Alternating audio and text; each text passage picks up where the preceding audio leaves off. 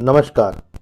आज हम लोग इतिहास में सबसे ग्लोरियस रिवॉल्यूशन में से एक रिवॉल्यूशन यानी एक क्रांति, फ्रांस की क्रांति को समझेंगे। वह क्रांति जिसने यूरोप को बदल दिया, वह क्रांति जिसने विश्व को बदल दिया, वह क्रांति जिसका नारा था स्वतंत्रता, समानता, बंधुत्व। जी हाँ, वही नारा, वही स्लोगन जो भारतीय संविधान की प्रस्तावना यानी प्रियम्बल का भी भाग बना। आज इस क्रांति को समझते हैं बारीकी से। क्रांति 14 जुलाई 1789 को, और इसी क्रांति का जो मैंने कहा नारा, जो आज भारतीय संविधान का भी अंग है, आप समझ सकते हैं। यदि क्रांति की पृष्ठभूमि में चला जाए तो आपको पता चलेगा कि फ्रांसीसी समाज जो था वह विशेषाधिकार पर आधारित समाज था। समाज 3 वर्गों में बटा हुआ था, जिसे स्टेट कहा जाता था। फर्स्ट स्टेट, जिसमें पादरी लोग रहते थे। सेकेंड स्टेट में नोबिलिटी यानी कुलीन वर्ग के लोग यानी सामंत वगैरह लोग रहते थे। और तृतीय स्टेट में था सामान्य वर्ग, सामान्य जन, जिसमें बिजनेसमैन भी हो सकते हैं, उद्योगपति भी हो सकते हैं, किसान भी हो सकते थे और लेबर भी हो सकते थे। जैसा कि मैंने आपसे कहा कि क्रांति जो 14 जुलाई को हुई थी, उसका मूल कारण यदि देखा जाए तो इसी में छुपा हुआ है। वह था विशेषाधिकार प्राप्त कुछ वर्ग का समाज में होना, यानी समाज जो था वह किसी खास विशेष वर्ग को पूरा सपोर्ट किए हुए था, और वह था फर्स्ट स्टेट और सेकेंड स्टेट। पहले स्टेट में जैसा कि मैंने पादरी कहा, और द्वितीय स्टेट जिसमें मैंने सामंत और कुलीन वर्ग को रखा। इन दोनों को बहुत सारे विशेषाधिकार प्राप्त थे, कई सारी छूट प्राप्त थी, कई रियायतें प्राप्त थी। इन्हें किसी प्रकार का कर नहीं देना था। कर का सारा बोझ तृतीय स्टेट पर था, यानी सामान्य लोगों पर। वहीं इस तृतीय स्टेट में जो सामान्य लोग थे, उन्हें कुलीनों को यानी द्वितीय स्टेट वर्ग से संबंधित लोगों को प्रथम स्टेट यानी चर्च और उससे संबंधित पादरियों को अपनी सेवाएं और कुछ कर भी देना पड़ता था। कुल मिलाकर के टैक्स का सारा बोझ जो था वह केवल और केवल सामान्य वर्ग यानी तृतीय स्टेट पर था। यह टैक्स का जो अनफेयर सिस्टम था वह क्रांति का बहुत बड़ा कारण बना, यानी विशेषाधिकार पर आधारित समाज, असमानता पर आधारित समाज, और उसी को फॉलो करता, उसी को अनुकरण करता वह tax system, unfair tax system, जिसमें सारा कर का बोझ तृतीय वर्ग पर था, ने फ्रांस को क्रांति की दहलीज पर ला दिया, क्योंकि फ्रांस धीरे धीरे आर्थिक संकट में जाने लगा। वहीं इन सब से दूर वर्सलीज के महल में यानी वर्साई के महल में लुई 16 रहते थे। लुई 16 शायद बहुत कुछ जानते हो, लेकिन उन पर उनकी क्वीन यानी रानी का प्रभाव बहुत ज्यादा था, और यह उनके व्यक्तित्व का सबसे कमजोर पक्ष था। उनकी रानी स्वयं ऑस्ट्रिया के सम्राट की पुत्री थी। लुई कई बार चाहते थे कि वह जो कर का बोझ है उसका थोड़ा सा बंटवारा कर करके प्रथम स्टेट और द्वितीय स्टेट पर भी कर लगाया जाए, ताकि आर्थिक संकट से फ्रांस को बाहर निकाला जा सके। लेकिन चूंकि ऑस्ट्रिया के सम्राट की पुत्री होने के कारण उनका कुलीनवाद पर कुछ ज्यादा ही भरोसा था, सामंत की ये सपोर्टर थी, और लुई का व्यक्तित्व कमजोर होने के कारण वह ऐसा नहीं कर पा रहा था। वह रानी के प्रभाव में और सामंतों के दबाव में ऐसा नहीं कर पा रहा था। जीवन जो वर्साई के महल का जो जीवन था वह सामान्य जनों से बहुत दूर था। वैसे ये कोई बड़ी बात नहीं थी। ऐसे भी महाराजा जो इससे पहले भी थे, चाहे वह लुई 15 हो, उनका भी जीवन विलासतापूर्ण जीवन में ही रहा। सच्चाई यह है कि चाहे वह लुई 15 का विलासतापूर्ण जीवन हो या लुई 16 का अयोग्यता और अदूरदर्शिता हो, उसने पूरे फ्रांस को आर्थिक संकट की दहलीज में लाकर खड़ा कर दिया। फ्रांस आर्थिक दिवालियेपन पर जा चुका था। आवश्यकता इस बात की थी कि जो अनफेयर टैक्स सिस्टम है उसको बदला जा सके। लेकिन लुई 16 कुछ नहीं कर पा रहा था। वैसे आर्थिक संकट लाने में केवल लुई 15 और लुई 16 का योगदान ही नहीं था। फ्रांस का वह शासक यानी लुई 14, जिसके समय में फ्रांस शायद सबसे गौरवपूर्ण क्षण में था, नेपोलियन से पहले कम से कम कहा जा सकता है, लुई 14 की युद्ध प्रेम की नीति ने भी राजकोष को बहुत खाली किया था। निसंदेह उसके समय में यूरोप ही नहीं, विश्व में फ्रांस की तूती बोल रही थी, लेकिन उसकी युद्ध प्रेम की नीति ने फ्रांस को बहुत आर्थिक रूप से कमजोर किया और उसके बाद लुई 15 की विलासतापूर्ण जीवन और लुई 16 का कमजोर व्यक्तित्व और अयोग्यता ने उस आर्थिक संकट को और भी गहरा कर दिया और फ्रांस धीरे धीरे क्रांति की दहलीज पर खड़ा हो।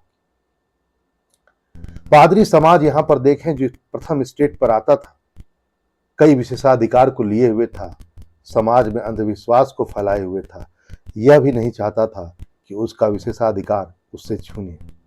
वहीं सामंत वर्ग यह भी विशेषाधिकार प्राप्त वर्ग था जो द्वितीय स्टेट में आता था, कर से छूट प्राप्त था।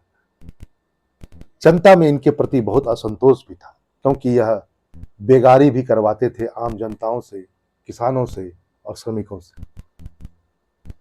वैसे फ्रांस के पास में एक असेंबली थी, एक जनप्रतिनिधि सभा थी जिसे स्टेट जनरल कहा जाता था, जो शायद राजतंत्र की कमजोरियों को दूर कर सकता था, लेकिन उसकी बैठक भी 175 साल से कभी नहीं हुई थी। अब आप सोच सकते हैं फ्रांस कहां जाकर खड़ा हो चुका है। फ्रांस क्रांति की दहलीज पर था, रोकने के लिए एक संस्था हो सकती थी काम करे, लेकिन उसकी बैठक भी पिछले 175 साल से नहीं हुई। यहां पर एक बात आपको ध्यान देना होगा, फ्रांस की संसद जिसे स्टेट जनरल कहा जाता था, वह भी 3 वर्गों में विभाजित था। जिस प्रकार समाज था, समाज का ही अनुकरण करता हुआ यह असेंबली भी थी, यानी जनरल असेंबली, जिसको आप संसद कह सकते हैं। इसमें 3 चैम्बर या मैं कहूं 3 हाउसेस थे।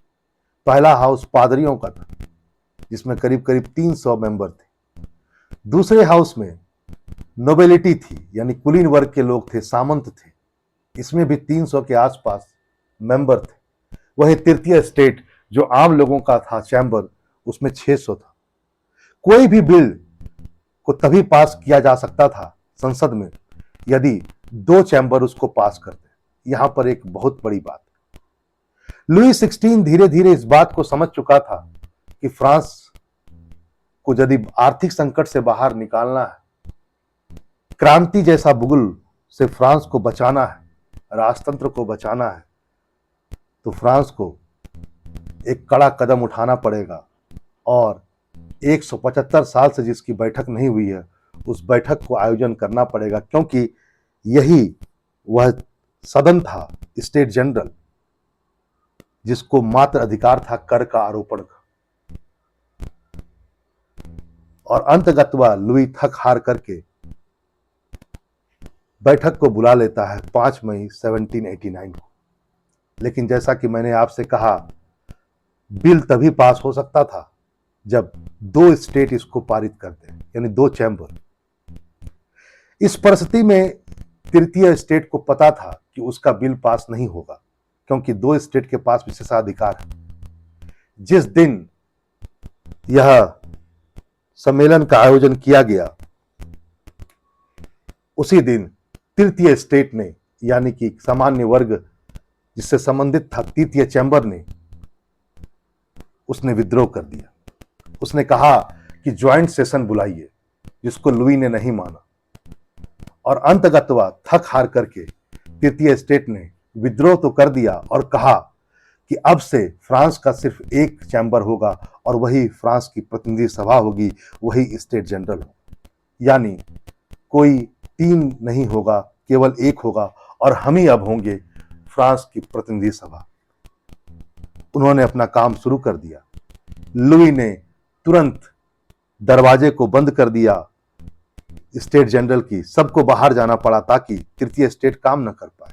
लेकिन सामने में ही, यानी कि संसद के बाहर ही एक टेनिस कोर्ट था, वहां पर तृतीय स्टेट से संबंधित सभी लोगों ने शपथ लिया और अपने आप को उन्होंने कहा कि हम ही मात्र फ्रांस की प्रतिनिधि सभा है। आगे चलकर इसी तृतीय स्टेट ने अपने आप को नेशनल काउंसिल कह दिया।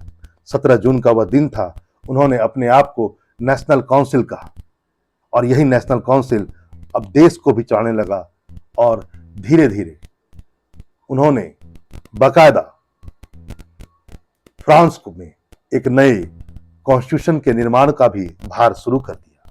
यानी यदि मैं कहूं, यही स्टेट जनरल आगे चलकर 9 जुलाई का दिन था, संविधान सभा का रूप ग्रहण कर लिया। स्टेट जनरल जब मैं बात कर रहा हूं तो मैं कह रहा हूं नेशनल काउंसिल, क्योंकि स्टेट जनरल में अब सिर्फ एक सदन बचा था, तृतीय सदन, और उसने अपने आप को नेशनल काउंसिल कह दिया और उसने कहा हम ही एकमात्र फ्रांस की प्रतिनिधि सभा है और उन्होंने 9 जुलाई को संविधान बनाना शुरू कर दिया।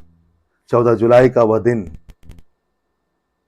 इतिहास के पन्नों में दर्ज हो गया जब तृतीय स्टेट ने कुछ दिनों के बाद ब्रिस्टिल के किले पर धावा बोल दिया। पेरिस की पूरी भीड़, तृतीय स्टेट यानी सामान्य लोगों की वह भीड़ ब्रिस्टिल के किले पर धावा बोल दी, जहां पर राजतंत्र के विरोधियों को कैद करके रखा जाता था। यह किला एक प्रकार से पुरातन राजतंत्र का, उस निरंकुश राजतंत्र का प्रतीक बना हुआ था। इस किले में राजनीतिक कैदी थे, उन सबको रिहा कर दिया गया 14 जुलाई का वह दिन, और इसी दिन माना गया फ्रांस में क्रांति हो गई। इसी दिन को आगे चलकर फ्रांस का नेशनल डे घोषित किया गया। नया संविधान बना और संविधान के कुछ दिनों के बाद फ्रांस एक रिपब्लिक के रूप में, एक गणतंत्र के रूप में स्थापित हुआ। वहां पर राजतंत्र का अंत हो गया। लेकिन 1799 में एक घटना हुई। नेपोलियन बोनापार्ट फ्रांस में अपना शासन को स्थापित कर दिया। पहले तो वह 3 कॉन्सुलेट में से एक कॉन्सुलेट बना, लेकिन 1804 आते आते उसने अपने आप को फ्रांस का बादशाह, सम्राट घोषित कर दिया। यानी कहानी जहां से शुरू हुई वहीं खत्म हो गई। क्रांति ने जहां नए संविधान को बनाकर फ्रांस को गणतंत्र के रूप में स्थापित किया, नेपोलियन ने आगे चलकर दोबारा से फ्रांस में राजतंत्र को स्थापित कर दिया और आगे चलकर नेपोलियन का साम्राज्यवाद यूरोप में बढ़ चढ़कर कायम हो गया। तो यह थी फ्रांस की पूरी कहानी। इससे आगे हम लोग फिर मिलेंगे और देखेंगे कि आखिर क्रांति के दौरान क्या क्या घटनाएं हुई और अंततः नेपोलियन जैसे महान शासक का कैसे पतन हो गया। ये अगले वीडियो में जरूर देखेंगे। फिर मिलते हैं। नमस्कार।